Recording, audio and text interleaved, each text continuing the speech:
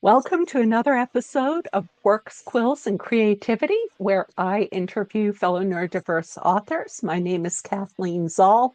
I have ADHD, anxiety, and depression, and I'm still searching for an agent. So, any agent watching this, hey, girl needs to be hooked up. Today, I am very honored to be chatting with Julie Brydon. So, Julie, welcome to the program. Thank you for having me. Yeah. So to start off with, why don't we start with tell me about your brand of neurodiversity? So I have ADHD and OCD, but the one that's most interesting related to my writing is I also have aphantasia, which is basically the inability to form mental imagery. So, like when I read a book, I don't see anything in my mind's eye, um, which I didn't know wasn't the norm until I actually read a book where the character had that. And I kind of stopped and went, wait, people see things when they read? Mind blown. I didn't know that was an option of not seeing them. Yeah. It's interesting. And So, apparently, some people also have the internal narrator. I do, where you hear the voice, like Dexter or one of those, My So-Called Life, narrating yes, everything, and then some people don't. So that's another thing that like varies yeah. person to person for reading. And that's enough. Okay, I have it. Let me follow up on that. I heard that there are people who don't have an internal voice like all the time. There are people who literally stop thinking. Really? Yeah, I mean, I yeah, guess that it's makes sense, but yeah, I no, I pretty much usually have like the internal narrator going all the time. there's always something going on. And yeah, I saw a thing on a Facebook reel, and this guy was talking to his wife who had ADHD, and he's like, "What are you thinking about right now?" And they're laying in bed, and she's like, "Oh, the groceries and picking up the kids," and she's doing this whole thing. She goes, "What are you thinking about?" He's like, "Literally nothing." And she's like, I "How? wonder what Like, that's what's going? like. Are you sitting there thinking, well, I'm just going to think nothing right now?" He's like, "No, it's literally nothing." And I'm like, That's so funny. "Isn't that wild?" So, yeah. Okay, so that going back to what you were saying, because, tangent. Um, how does that then work for you as a writer? Like, I'm So, really, you have me really intrigued. yeah, so my biggest weakness is descriptions. And I never really understood why. And when I would read, I would actually get frustrated when there's like super long, like the Stephen King level Mhm, descriptions where I'm like, this is like 100 pages of description. Stop, right? And I tend to like kind of skim through those. But mhm. but yeah, that's the biggest struggle I have is writing descriptions because I'm not picturing what I'm writing. So like unless I like and I'm not a good enough artist to like really draw it out. So unless I like look up a picture of something similar or whatever, it's kind of I'm forcing myself to work on that because that's kind of what's lacking. But yeah, and then for stuff like body beats, what's really been helpful is the emotion thesaurus. That is my Bible, like, Yeah. if I, because sometimes I go, it's like, if I saw someone with this facial expression, I would know what it is, right? Mhm. If I could see their face, I could know, hey, they're feeling this way. But like, ask me to describe it, and oh boy. Wow. So Yeah, that would definitely be a good challenge. Now, yeah, and go I ahead. bounce. I also rely a lot on my critique partners, my beta buddies, where sometimes they'll just I'll just be messaging them and I'm just like, how the hell do I describe this? Like I tried, I failed. Mhm. What do I do? And then can bounce ideas off them. I really think, especially for those of us who live with some kind of neurodiversity, when we are in a place where we can get beta readers or feedback, and I recognize that there are certain versions of neurodiversity where that does not work. But those of us who are in a space where we can work with that. It's essential because I had a beta reader on the manuscript I'm currently pitching, The Vagrant King. Um, you may know her, Gwen Chater. She's in the Pitch to Oh, Publish group with I think us. so.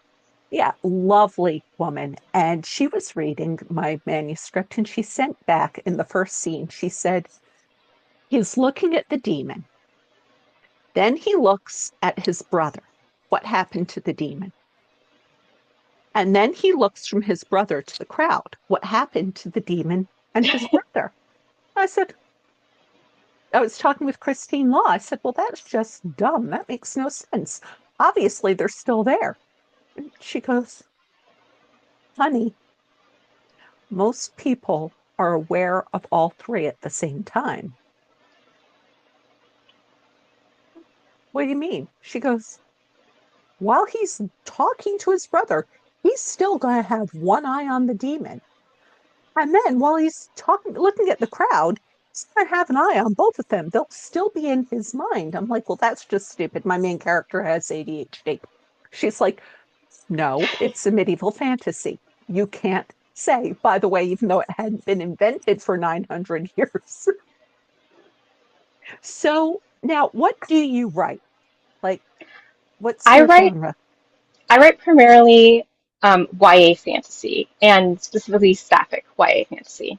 Okay. Which I think is a very important genre. I'm very happy that, sapphic and gay is now an option for mainstream, you know? Oh yeah, because growing up, that was not an option. Mhm. I remember. I think it was. I might mess up the order of the items in this title, but I believe it's The Mermaid, the Witch, and the Sea was Mhm. the first fantasy book that I found that, and that was it's YA as well, that was Right. sapphic, and it was just like a revelation to me, where I was like, Nice. oh, this is what I've been missing, because I always liked fantasy, but Right. yeah, and that's one of the things that inspired me to want to start to write that myself. Very cool. Very cool. Um, what wisdom do you have for other writers who are living with neurodiversity, and especially with something like you're living with, where you don't see images?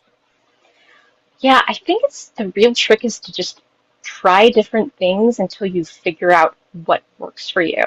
So I'm still working through the workarounds, but I've developed ways that okay, I know that first of all, know what your weaknesses are because you can't fix them or deal with them till you know them. So since I know descriptions are my weakness, I'm working on, trying to find ways to both force myself to add descriptions even if I don't want to and check those with various people, see if they're working, that sort of thing. And then for ADHD, what's really been helpful, and I think I heard about this in a seminar somewhere about ADHD, is the body doubling.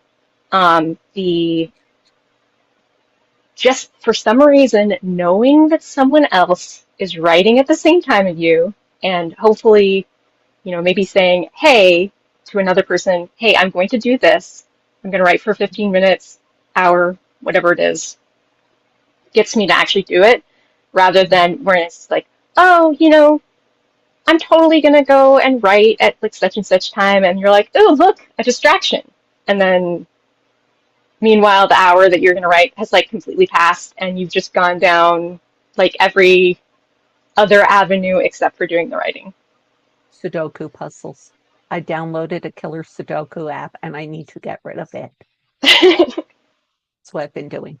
Now I know that other than your writing, you have a lot of ways that you keep yourself in the writing world through groups and through working for a company. Can you tell us about that? Yeah, so I am a sort of like peer coach for Pitch to Published, which helps people work on their query letter and go through the sort of like finding an agent process and all that. And it's actually been really, really helpful because so much of it feeds into I'm querying right now, and obviously reviewing people's query letters helps me be a better querier. Because it's amazing how much the good queries stand out from the ones that aren't quite there yet. And that's just a small fraction of what an agent sees in their inbox, like on a day, is what I Yeah. see. And then also I write the dossiers, which are sort of the deep dive into the agent. So that's helped me with my own agent research because I know exactly where to look Mhm. and what qualities to look for. That might be helpful to know when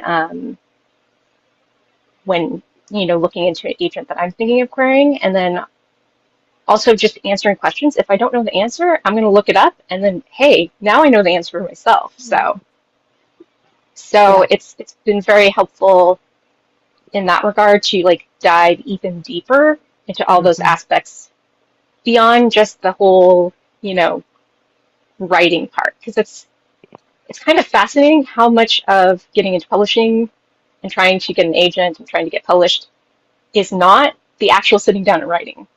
Right. You know, there's so much that goes into it. It Yeah. always makes me laugh when I watch Little Women, the Winona Ryder version, and Hmm. the way they do the montage, it looks like she writes the full novel in a day, and then like hands it off to the publisher, and he's like, he loved it. I'm like, I love that movie, but Yeah. no, Right. I no, mean, absolutely not. maybe, Not even back then, yeah, probably. probably not. But I wish that, we lived in the days where people got paid by the word Oh, because, that would be nice. wouldn't that be beautiful? I wouldn't have had to do a darn thing to my manuscript because it started at 249,000. Oh, wow. Yeah. So I've got it down to 99 now.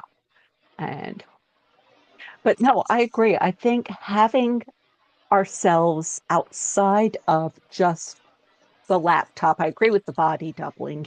I have an evening writers group through Pitch to Published and getting there, even if I'm not working directly on my writing, it just helps me stay focused and in the game. And then Christine and I have Penned by You, which is an editorial service. We offer workshops and retreats. In fact, we are going to be having something coming up, we believe, in May. We definitely have something in September.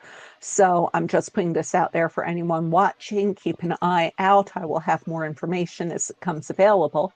But doing the business side of it, and being able to talk with different agents and different editors and getting a feel for what they're looking for and the way they're thinking. There was someone who I really thought they would be a great agent for me. And after talking with that person, I'm like, nope, because what they were looking for in terms of writing is not the way I write. And it's not even a case where I can say, oh yeah, I can write like that. It was like, no, that's not me. And it's So interesting. go Oh, ahead. I'm sorry. I was going to say, because it's interesting too, because even if someone is a good fit, you almost might be too good of a fit, because it might be too close to something that they already have. Right. Like, my dream agent is Eric Smith. I love him. Hmm. I adore him. Every time I flip the back of a book I love, he repped Yeah. it. Um, I pitched him, got the nicest rejection of all time, along with a referral, where he said he Nice. was obsessed with my voice, but the tarot aspect of my book was too close to something he's already representing. So it's like my instincts were right that he would like my Right. voice if he liked the other books he repped. But like, great minds think alike, and I'm Yeah. thinking too much like at least one of his other writers. So, That makes sense. Yeah. yep. So that, and then I have a friend who did a D&D romance. She ended up eventually self-publishing, but Hmm. quite a few of the people that she pitched that would be perfect for it, they had Yeah. just signed their own D&D romances, and like Right. now they can't be pitching all the D&D romances. So, Yeah. yeah. Yeah, that's the challenge is finding that person. That's why I think Like my ideal agent, I think I pitched her before I was ready, Shannon Snow. Oh, yeah. I think I like pitched her once. I like Yeah, her. Yeah, she's nice. I really liked her. She was very easy to talk to. Her favorite series is The Belgariad by David Eddings, which not only is it my favorite series, that's kind of the way I write. And I was like, and I don't think the manuscript was ready at that point. So kind of burned the bridge, but I'm sure something's out there for me. So, where can people find you, find out more about you?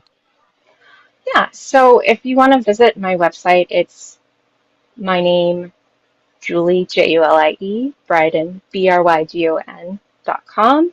I'm also fairly active on Instagram, and I believe that's at Julie Brydon Author. Um, I tend to just, I mostly just post like what I'm reading, new books I'm excited about that are coming out, that sort of thing. But Nice. Very cool. Very cool. So, what are you working on now? well, right now, I've been pitching my sort of John Tucker Must Die meets The Craft teen witches who are both jilted by the same girl, putting aside their differences, teaming up to curse her, falling in love in the process. That one's called Hex Girlfriends Club. And then It's I'm in the middle of adorable. revising um, my, if you can imagine, sort of like American Pie set in the Hellmouth from Buffy, um, That's but awesome. sapphic. Uh, yeah, that one, Vampire Proof. The whole idea of it is that vampires prefer to eat virgins, so my poor Mhm. protagonist just wants to get laid so she won't get eaten. I think she phrased it, she's like, her options basically boil down to getting eaten in the fun way or eating in the fatal way. So it's really fun. I'm currently going through that and polishing up, adding in descriptions, lots of Awesome. descriptions. They're still small descriptions, but Right. I'm forcing myself. I'm weaving them in there. Awesome. Well, thank you for hanging out and talking with me. It has been really great getting to know more about you, and I hope everybody looks you up. Thank you so much. All right, I'll talk to you soon. Sounds good. And I never remember where to end recording. I'll clip this part off later.